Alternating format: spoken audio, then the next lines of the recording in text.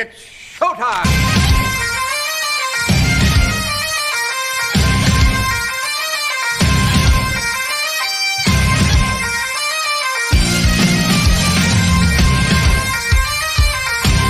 Let's go! Let's go!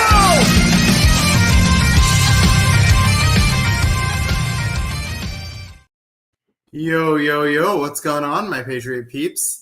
It's I, Soor your science guy, the full-time scientist, the full-time sports fan, Doctor of Patriotonomics, here with my guy, Aiden Hauser, back here for now our fourth episode of the new era Gillette Gazette. And I just realized when I was watching the intro that we still have a hashtag #InBillWeTrust in there. I mean, it's still true. I still trust him. I still always trust him, especially given that the current guy is unwilling to put in Drake May and all that stuff. But you know, maybe we'll get an update. Try to think of a mayo pun, something condimenty. You know. We'll have to think on that one. Bring it next episode or something. Yeah, if y'all have any suggestions, leave it in the comments. But yeah, we had another week of football. Maybe not the exact same mood as last week, but another competitive showing from the Patriots. Mm-hmm.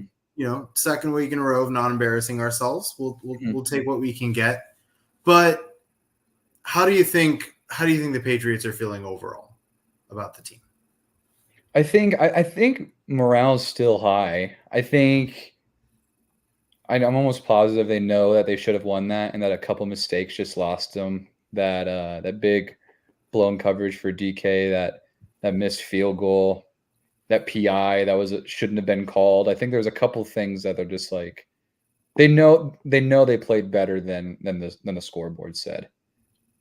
Yeah, absolutely. I mean, it really did feel like the Patriots were the better team in this matchup, which is what made things frustrating. Like, it's not often that it hasn't been true very often that the Patriots feel like the better team in a matchup. And right.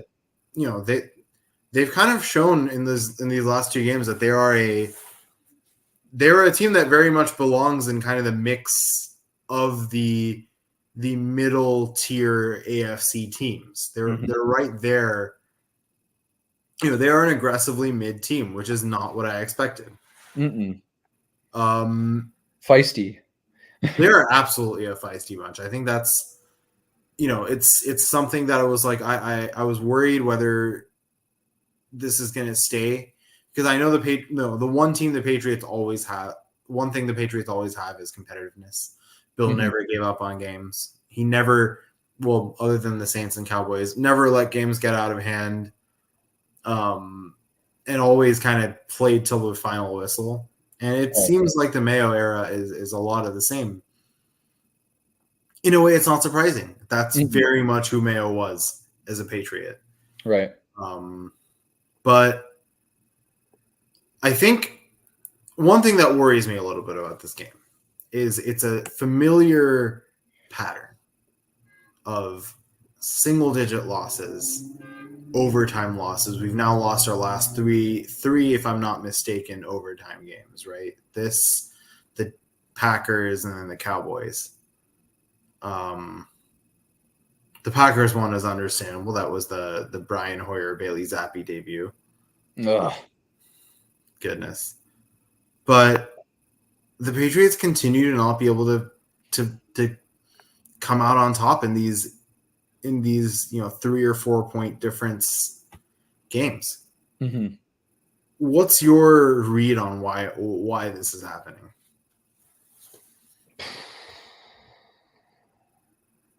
Well, I mean, I think a lot of it just still goes back to the offense. Like, 23 points isn't a ton put up, especially. I guess we'll go back to this game. Like, the Seahawks didn't really blow us out of the water offensively, other than, like I said, that missed DK, that long touchdown where it was just kind of a miscommunication. So I think the reason why we just can't get these close overtime losses that our offense just can't drive down the field, which was evident in that fourth down that we punted it. Like, clearly Mayo didn't have any faith in our offense at that point to get that conversion.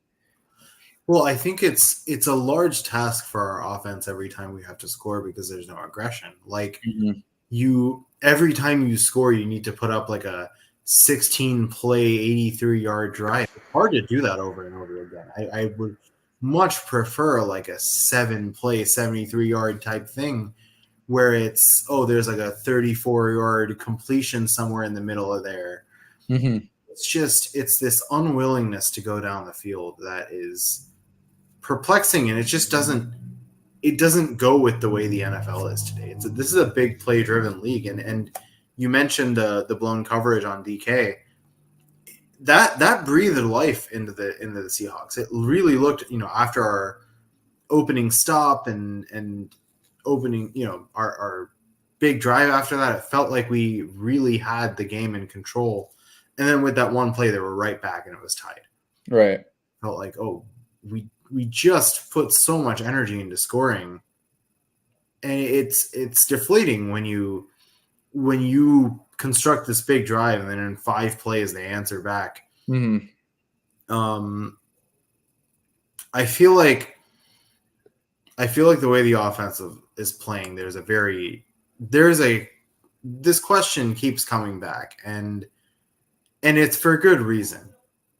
Brissett's stat line on Sunday was far from impressive. 15 for 27, 149 yards, a touchdown, got sacked 3 times.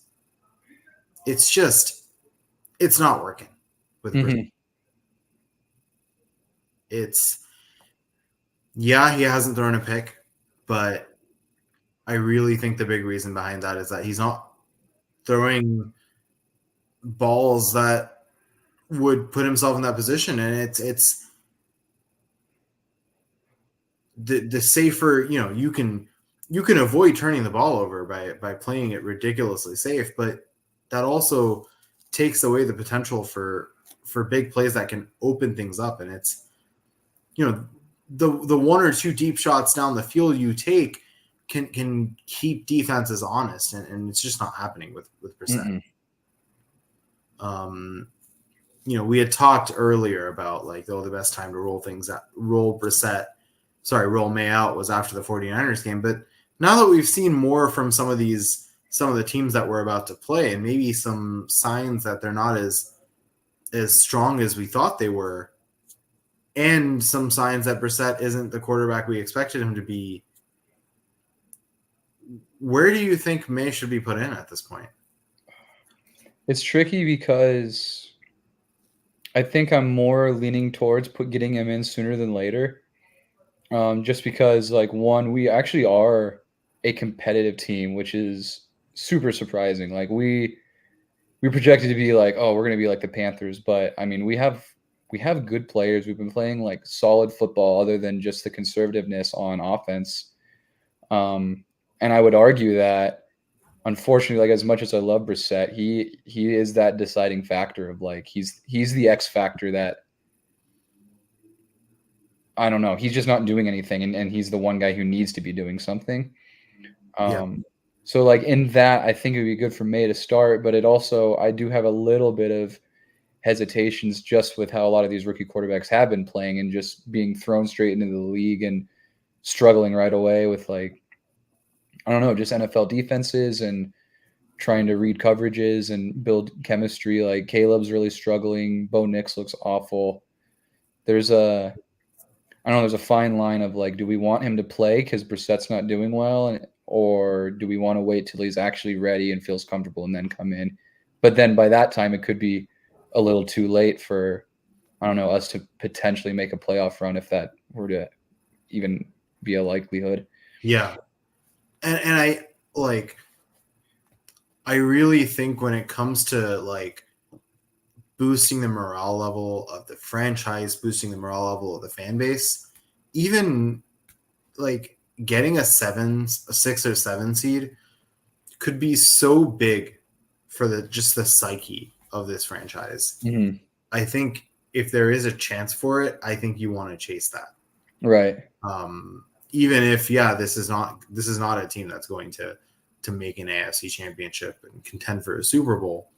But it looks like we are kind of in the mix to be a top 7 team in the conference. There are a couple kind of, I'm going to ask a question based on this. Like, what has surprised you the most, like positively about this team? Like, what do you think is the biggest reason this team doesn't look as pitiful as we expected them to? I think it's just the coaching change. Honestly, I think that's a big part of it. Like, we have a lot of the same players, and like the free agent additions we have aren't like any superstar. I think Mayo is the big guy. He's like a player's coach. He loves his guys. He apparently just like the other guys love him and talk like really highly of him. They're really respectful towards him. But I think that's the difference. Like, Belichick just wasn't that. He was a good mind, like a football mind, but not like a player's coach. Yeah. And I think we kind of alluded to this last week, but it's what Belichick was doing worked a lot when we had a really successful team. But I think what he kind of lacked the ability to do was keep the spirits up of a team that was struggling. Mm-hmm.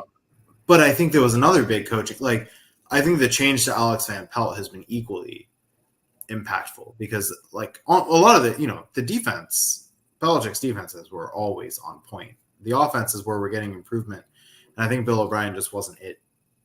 Like, Bill O'Brien has shown a lot of aptitude at the college level, but I just don't think he's an NFL style head coach or offensive coordinator anymore. It's just not his bread and butter. And Alex Van Pelt showed a lot of strength with the Browns last year. I think he's a strong offensive coordinator. I think he's got the groups humming a little bit. And then and for me, I think the biggest improvement I've seen is the run blocking. And in general, the offensive line. Like, other than those 12 plays by Chooks, it's been relatively clean play. Mm-hmm. I mean, Brissett's faced pressure here and there, but that's the name of the game in the NFL. And, like, we don't have too many bona fide stars on the offensive line. Our left side is still a weakness, but considering the roster we have on the offensive line, we've actually kept things pretty tight. Brissett's had time. He's had throwing lanes. The running backs have absolutely had room to play. And I mean, I don't think Stevenson has gotten significantly better. I think he's been put in a position where he can actually succeed. And we've got a great second fiddle for him in Gibson, who has looked excellent so far this season. Still would like to see more of the pass catching running back game, especially given the kind of conservative offensive looks we're giving teams. And with Pelt, I do wonder, is he the reason that Brissett isn't quite going for it? Maybe could he stand to encourage Brissett to go down the field a little bit more, or does he not trust Brissett to do that? And if that's what's true, then Brissett should not be starting on this team. Right. But yeah, I mean, the offense is in general clean. It's a clean offense. They look polished. They just don't have the aggression in the pass game that we need to. And I think we've seen at this point that we actually have a decent group of wideouts that are being horribly used. Right. No, I think I would agree with that. Just like, if you look at our offense, you don't go, oh man, like they don't look bad. I think you're right in just they're way too conservative. It's like a 3rd and long, like, no, we're just going to throw the check down here and play the field position game. And that just, it doesn't win you every week. It may have won us last week and almost won us this week, but like, there's got to be some aggression for sure. And yeah, we can't be relying on turnovers and things like that to every single game. Our defense can only do so much, especially when you're facing some really stellar wideouts and as well as the black and white factor. Seattle had a 12th man out there, and it wasn't the crowd. It was the refs. But I feel like this is what happens every time. We'll lose a game by 3 or 4 points. We'll be like, oh, if we had done this, we would have won. At some point, we have to start winning these games. You can't keep coming out, and we the moral victories, you can only have so many of them. And I think during the Mac Jones era, there were a lot of moral victories. We're like, oh, well, he came so close. Like we looked good at times. Like there were flashes of brilliance. And I thought there were flashes of brilliance yesterday too. I think there were more than flashes of brilliance yesterday. Right. There were aspects. I mean, you kind of look at the things we did well, and let's just go here. Let's talk about what went well, what went badly, and what kind of looked okay. What's your good bad man for the game? Okay, I think good is, again, just the running game was good. Like Ramondre had a good game, but Gibson, I didn't even realize Gibson led last week, or I guess Sunday, in rushing. He had 96 yards and 11 carries. He had that big long run. Like I think the reason why our offense does look good, a lot of it relies on the running game. Like they have to respect that, so it gives us more opportunities in the passing game, which we aren't taking advantage of. Yeah. So I think that's good. I think the bad was, I think bad again. I think our defense, not necessarily defense. I think just I don't even know if it was bad. I don't know if there was anything necessarily bad. I just don't love just got to polish up some stuff. That, again, that blown coverage was not okay. DK just kind of manhandled us, especially in like a lot of the zone that we ran. I think Gonzalez looked good, but that was huge. So I think just like the little things like that, like the blocked field goal. I don't know if I think that might be a little more towards Matt. I don't know if I had anything though that I would say is bad. Maybe, again, just not taking deep shots, not utilizing our receivers well, and just kind of being a little too conservative. Yeah. I think you hit on a really good point where you mentioned that, like, the way the running game was playing opened up a lot for the passing game. And we did not take those opportunities. When you have, other than just having a good running game and just generating yards that way, one of the big benefits of having a good running game is the ability to open up big plays on the play action. Mm-hmm. But if you're not willing to throw the ball beyond 15 yards in the air, there's no scope for that. And any big plays we had were after the catch. And it's good to have those kinds of plays, but you also want to go aerial. You want to, the more you do, the more you're even willing to take risks. Even an incompletion from 50 yards out can make defenses be wary and be like, all right, this is a thing they can do. They've got this, they've got Tyquan Thornton. We got to be wary that they're willing to throw the ball to him down deep. Mm-hmm. What's the point in having one of the fastest players in modern NFL draft history if you don't use him? And you don't use his speed. I mean, he's completely nerfed if you're not giving him go routes. And I think, so for my good, I'm going to say running game on both sides. I think the use, the success of Gibson, and I think the fact that Ramondre showed the ability to be a workhorse, like 21 carries is not trivial, and he handled it quite well, was able to get in the end zone. I was very impressed by how we did stopping the run. I mean, like they did not have their starting running back, but at the same time, like Zach Charbonnet is a solid back, and we made him look pretty bad.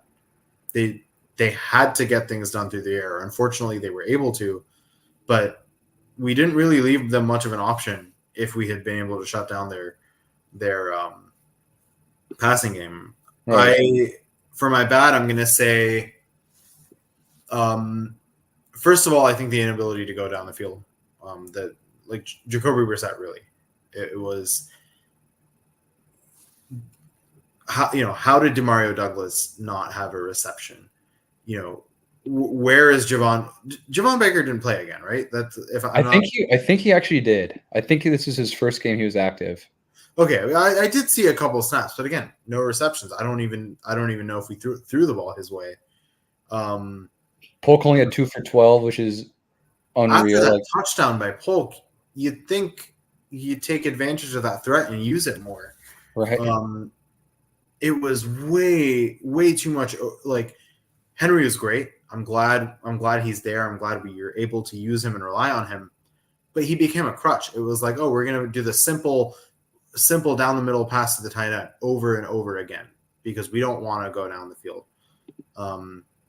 Again, Demario Douglas not having a reception is criminal. I don't know what the timeline is on Bourne, but I'm having a feeling that he's going to be a very, very welcome addition. He has that ability to be that veteran, versatile receiver that can kind of do a little bit of everything. I'm very much looking forward to his return. Sure. I want to say he's protected for week 5, but I might be wrong. And on the defense, I think the bad is like I think we struggle when teams are more than 2 deep for receivers. There is a bit of a depth issue with the cornerbacks in terms of being able to handle when there's a good second and third option, which is why I think we benefited from not having T out there last week. And I think the combined threat of Lockett, Metcalf, and JSN ended up being a lot for us to handle. Mm-hmm. I think we can be more creative with the way we do some of our zone coverages and involving the safeties. I think that was something we did really well last year. Mm-hmm. That being said, I mean, Jabril Peppers almost had one of the most spectacular catches I would have ever seen. That would have been something. I don't know if I know you missed the first half, so I'm not sure if you saw that, but I don't think I did. He basically almost pulled an Odell. Oh, it would have been something else. But with the talent we have at safety, I think we can use them more. We can get more creative with our coverages, especially because you can't expect a Jonathan Jones to be able to cover a guy like Tyler Lockett all the way through. Like this league is no longer built for single coverage to work unless you have like a Revis Island type of cornerback anymore. right. And so that's where our creativity usually benefits us. I thought we were playing too much man, and I think there's just more creativity to be had, and we have the personnel on the coaching staff to get that creativity out of the team. And yeah, the I don't know. I just think there's more that can be brought out of what we have. And so, as Bill used to say, we're on to New York. Mm-hmm. We talked plenty about Seattle. I think we can kind of put that game in our rearview mirror and look forward to the next game. I think because I think we've got the Jets don't look amazing so far. No. I'd venture to even say they don't even look good. I mean, the Titans are a bad team, and it took all 4 quarters for the Jets to put them away. Right. Yeah, Rodgers, I think, only 176 yards and 2 touchdowns. I didn't realize he was kind of... Yeah, and I don't think he crossed 200 against the 49ers either. I don't think he did. Yeah, Levis had more passing yards. Granted, he had a pick, but... And this is when you realize that you're not dealing with Tom Brady in terms of longevity here. Aaron Rodgers is an old guy. Like, we cannot expect an MVP candidate type player in him. There are things to exploit now in the current version of Rodgers. He's not as mobile as he used to be. He's doesn't have quite the zip on the arm And the Jets don't seem to be having the best core of weapons. Mm-hmm. There's a lot to attack here. Obviously, it's still, I think Rodgers still clears Brissett, so that's still. I think it's safe to say that Jacoby Brissett isn't Aaron Rodgers even now. But yeah, where do you think we can hurt the Jets, and where do you think they can hurt us? I think the Jets are going to hurt us definitely in our passing attack. Just with Sauce Gardner, he's top 5 in the league. So he's going to lock up, honestly, whoever he's lined up against. We don't really have anybody on his level or even close to it. So that guy's going to be locked up, whoever's getting guarded by Sauce. But I do think our defense is really good as well. So I think in a way that we're going to be able to hurt them. But again, it's going to be an interesting game. I think it's going to be a lot like Seattle's, where there's going to be a big play somehow on offense for it to kind of open up the whole offense. But I think that's going to be what it takes. There has to be a couple of big plays on offense, because I think it's going to be more of a defensive game this week. Yeah, absolutely. And I think I'm going to agree that like the CB1 is where they can definitely hurt us the most. DJ Reed is injured, so there is a bit of a hole in their second corner slot. I don't know too much about their backups. I mean, I don't know much about Brandon Eichels or Quantez Stiggers, which is a great name, by the way. But yeah, it's an okay cornerback room outside of Sauce, and that's putting it lightly. Like, I also, I worry a little bit about their inner offensive line. Quinnen Williams is a great player. Obviously, the matchup of Will McDonald versus Vidarian Lowe doesn't seem particularly promising to me. Mm-mm. He's quite a talented edge, and it doesn't, it only takes a mediocre one to get past our left side. I feel more confident about I feel more confident about Mike Onwenu versus Michael Clemens. Mm-hmm.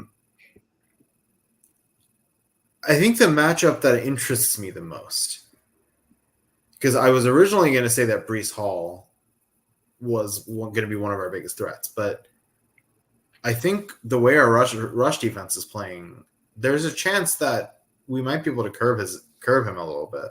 Mm-hmm. I think the more and more I look at this, I really feel like the biggest thing that'll get in the Patriots' way is themselves. And, they're not going to be able to beat the Jets by not passing down the field. Exactly. Honestly, I thought even if they don't complete a long pass, like, I still think that they have to respect that and expect it. Yeah. Like if even those shots are taken, that just, it shows that, like, hey, we're gonna take these on you if you give us the right looks. But even like Brissett hasn't done that, so I think that has to be something added to this game plan, and it'll open up a lot more stuff. It'll open up screens, it'll open up slants or like outs, just because they're gonna be like, I don't want to get burned deep.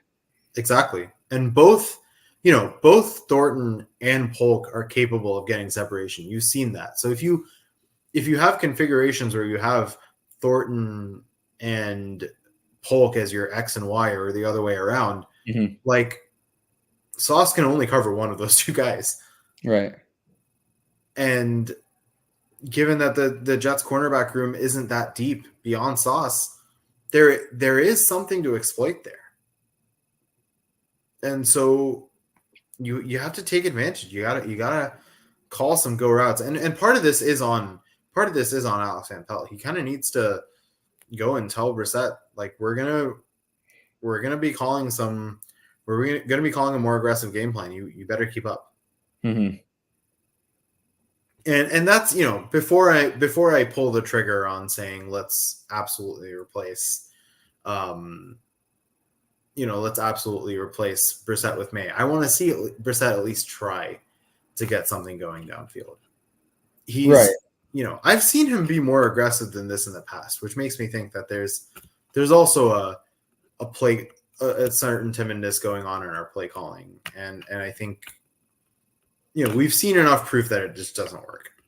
And I don't think he's a terrible quarterback by any means. I think he can throw a deep ball. It's like, but he's just not doing it. Yeah. It's just interesting. Yeah. You think we're not going to win this game by throwing it to Hunter Henry every play. No. And our receivers only 3 times. Exactly. And if you want Hunter Henry to continue to be effective, you need to add unpredictability there and make that, one of the many wrinkles rather than the one thing we go to every time we have pressure. Right. I'd like to see, I think my goal for this, I'd like to see a receiver get to 4 catches. I don't think that's happened yet, right? Sad thing you asked for too, of just like, that's not many at all. Yeah. I mean, you've got receivers going for 10. I know. And we're like, we just need a 4-catch receiver, which is just, it's wild that we don't have that yet. 3 is as high as we got against the Bengals, I want to say. Was that Thornton? Yeah, Osborne had 3. Oh, okay. And yeah, I'm not, I'm saying buy a receiver. Right. 3 is as high as we got last game. I think 2 is as high as we got this game. It was Polk. I think it was just 2 for like 12 or something stupid like that. Yeah, and then Stevenson also had 2. Like, it's ridiculous. And so let's kind of look and we've kind of talked about what this matchup's going to look like. How do you think this game ends up? Again, it's hard to be unbiased. I mean, like I want the Patriots to obviously win, but I do think these first few weeks are going to be kind of interesting. Like, I don't think the Jets aren't as good as we thought they were, and I think we've proven to be better than what most people thought they were. So I think, let's say, I don't think I said the score last week. I think I was a little lower, but I think I'm going to go 24 New England, 20 Jets. I'm hoping we get a little bit opened up on the game or on the passing offense and maybe get a passing touchdown. But yeah, I think we do score 24, and I think it'll be another close game. 24-20, I think is what I would probably hover around. I think, and I like to go the pessimistic route in games that I'm very, very unsure of to try to get the universe to prove me wrong. I'm going to go 20-17 New York. And I think this is going to be the game that hopefully gets Mayo to realize that Brissett is just not the way. I don't think that adjustment that needs to happen in our passing game is going to magically happen in a 4-day period. Right. And so, and I think the mismatch between the two QBs is just too much. Mm-hmm. If you're getting outdueled by Geno Smith, you're going to get outdueled by Aaron Rodgers. Exactly, right. But that being said, I think this is a very winnable game. Mm-hmm. I would still be very disappointed if we lose it because, Aaron Rodgers is better than Geno Smith, but the Seattle absolutely has better weapons than New York does. Mm-hmm. Seattle has been playing better than New York has in these last 2 games. New York has looked pretty bad, and their defense has places that can be exploited. I mean, the 49ers, who haven't looked amazing either, looked really, really good against them. And mm-hmm. I think there are openings to exploit. I also think MetLife is a pretty tough environment Sure. for such a young team. I mean, they did win away from home. It would be pretty crazy if they're able to win both of their first away games. So right now I'm gonna go with the Jets by 3, but I absolutely would be completely unsurprised if the Patriots were to win this game. Do you know what the line is? I don't, but I can look real quick. See if I can find it. I doubt it's anything significant. So 6.5. Wow. geez. Yeah, Patriots are covering the spread on that for sure. They're still getting slept on. I don't know why Vegas is like so anti New England. And the Jets are continuing to be overrated. Right. I really think there's a lot of superimposing a pass. Like Rodgers just got injured for the season, and in this stage of your career, this isn't a 28-year-old Aaron Rodgers that can rebound like this from an injury.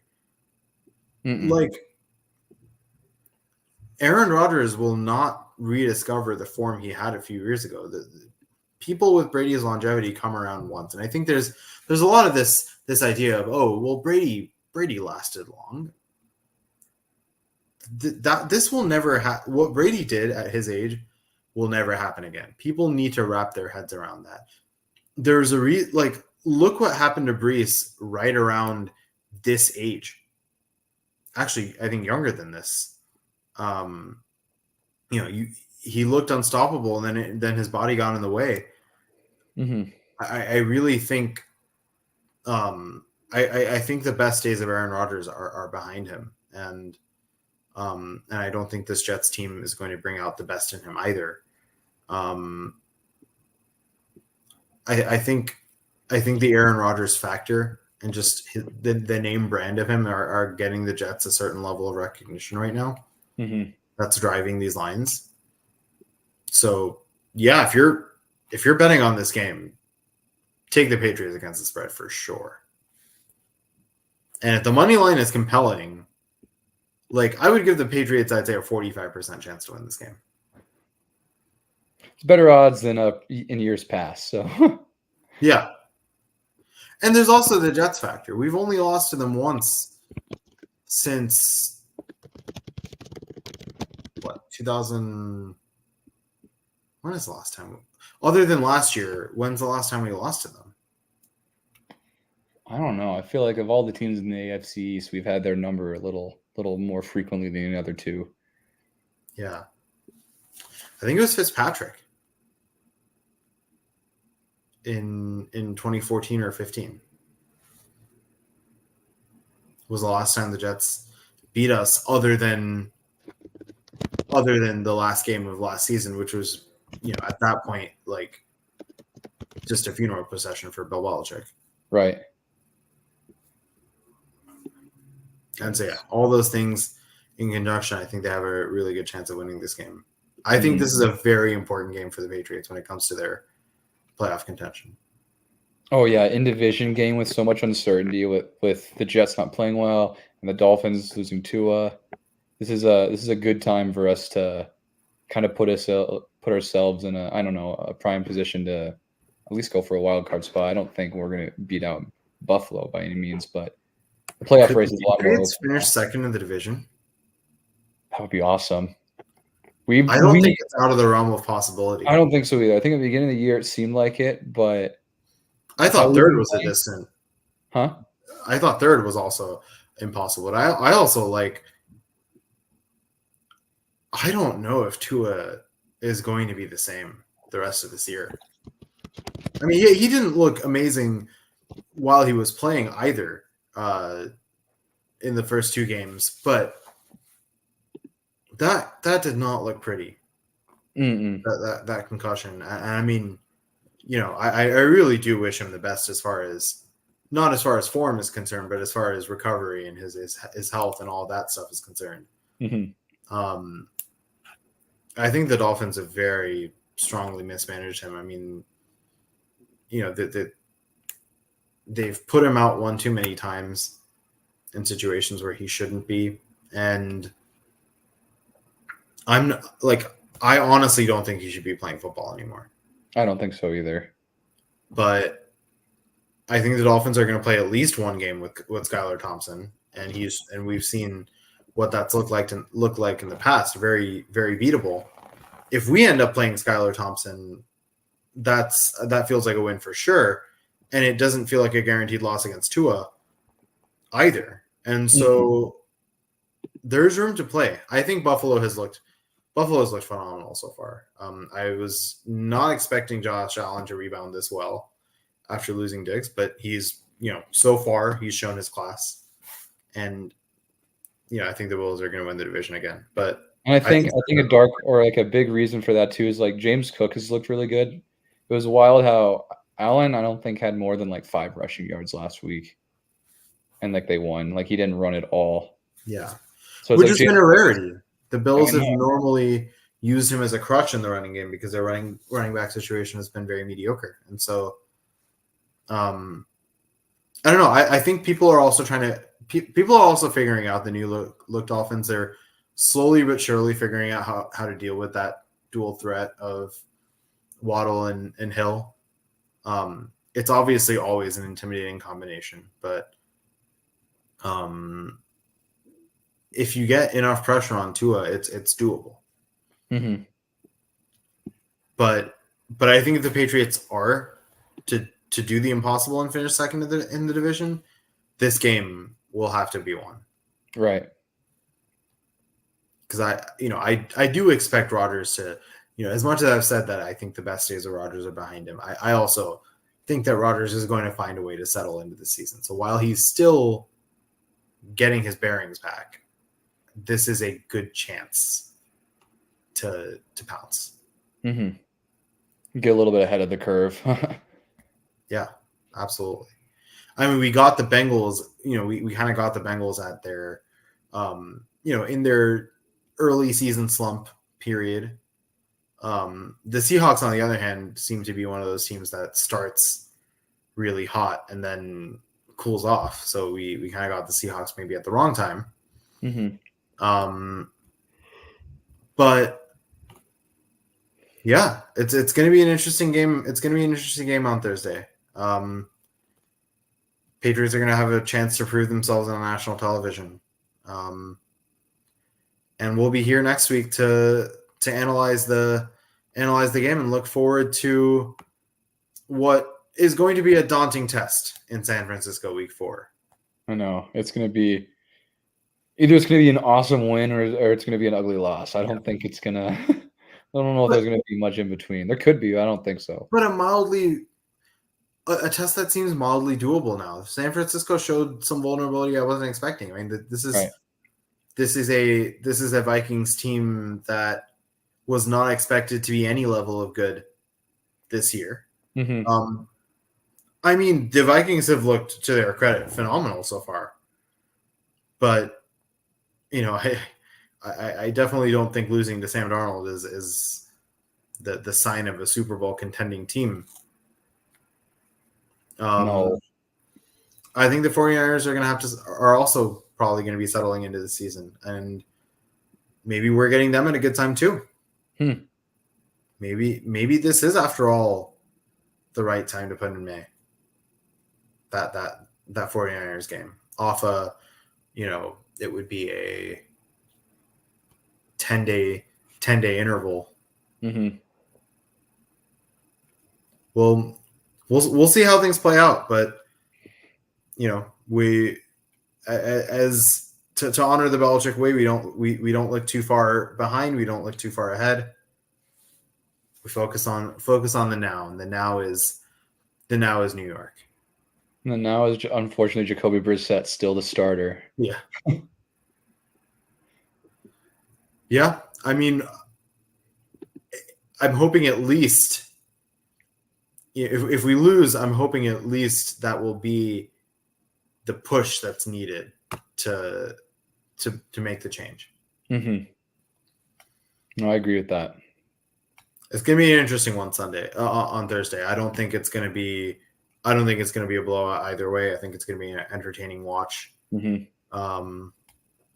And we'll be here. We'll be here next Tuesday to give our thoughts. And so, Oh yeah. thanks for tuning in. Always great doing this with you, Aiden. Likewise, And, I've been enjoying it. It's a fun time. We'll catch you later, Patriot Peeps.